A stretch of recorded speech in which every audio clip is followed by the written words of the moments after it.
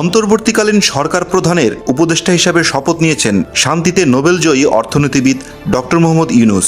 এই সরকারের উপদেষ্টা হিসাবে আরও 16 জন শপথ নিয়েছেন। তাদের কার কি পরিচয় জানবো শান্তিতে নোবেলজয়ী অর্থনীতিবিদ ডক্টর মোহাম্মদ ইউনূস। তিনি গ্রামীণ ব্যাংকের প্রতিষ্ঠাতা।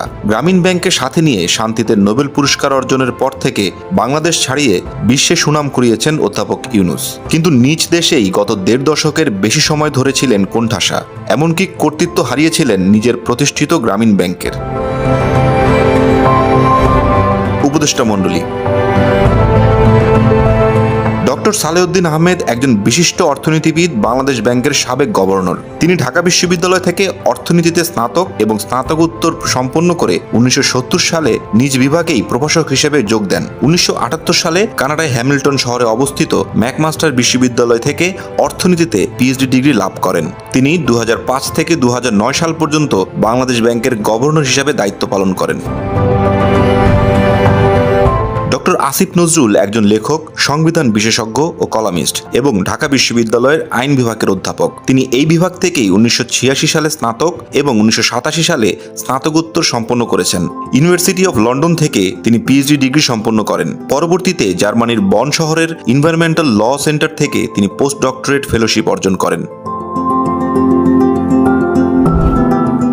সৈয়দা রেজওয়ানা হাসান বাংলাদেশ পরিবেশ আইনবিদ সমিতি, বেলার প্রধান নির্বাহী এবং সুপ্রিম কোর্টের আইনজীবী। প্রথম বাংলাদেশি হিসাবে গোল্ডম্যান এনভায়রনমেন্টাল প্রাইজ 2009 সালে টাইম ম্যাগাজিনের হিরোজ অফ এনভায়রনমেন্ট খেতাব পেয়েছেন। এছাড়া তিনি 2012 সালে রামন ম্যাগসেসে পুরস্কার পান। বীর প্রতীক খেতাবপ্রাপ্ত মুক্তিযোদ্ধা ফারুকী আজম। তার বাড়ি চট্টগ্রাম জেলার হাটহাজারীতে। 1971 সালে মহান মুক্তিযুদ্ধে একমাত্র সমন্বিত যুদ্ধাভিযান অপারেশন জ্যাকপট চট্টগ্রামের বন্দর আক্রমণের জন্য এই অভিযানিক দলের উপ অধিনায়ক ছিলেন তিনি।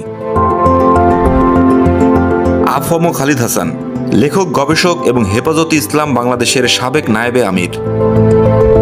আদিলুর রহমান খান একজন আইনজীবী এবং সাবেক ডেপুটি অ্যাটর্নি জেনারেল। তিনি অধিকার নামক একটি মানবাধিকার সংস্থার প্রতিষ্ঠাতা এবং সম্পাদক। অন্তর্বর্তীকালীন সরকারের উপদেষ্টাদের মধ্যে রয়েছেন এ.এফ. হাসান আরিফ। তিনি 2001 সাল থেকে 2005 সালের 28 এপ্রিল পর্যন্ত অ্যাটর্নি জেনারেল হিসেবে দায়িত্ব পালন করেছেন। তৌহিদ হোসেন বাংলাদেশের অন্তর্বর্তীকালীন সরকারের একজন উপদেষ্টা এবং বাংলাদেশের একজন সাবেক পররাষ্ট্র সচিব।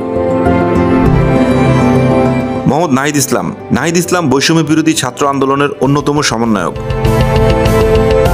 আসিফ মাহমুদ সজীব ভুইয়া বৈষম্য বিরোধী ছাত্র আন্দোলনের অন্যতম সমন্বয়ক। Brigadier general M Sakhawat Hossain একজন নিরাপত্তা বিশ্লেষক ও লেখক। 2007 থেকে 2012 সাল পর্যন্ত তিনি বাংলাদেশের একজন নির্বাচন কমিশনার হিসেবে দায়িত্ব পালন করেছেন। সুপ্রদীপ চাকমা সাবেক রাষ্ট্রদূত ও চট্টগ্রাম উন্নয়ন বোর্ডের চেয়ারম্যান।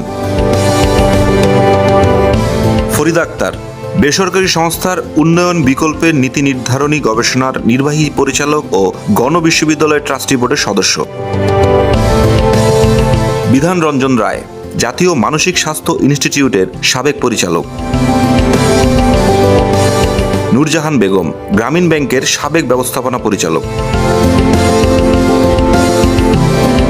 শারমিন মুর্শিদি হচ্ছেন একজন বাংলাদেশি আন্দোলনকর্মী এবং ব্রতি এর প্রধান নির্বাহী কর্মকর্তা।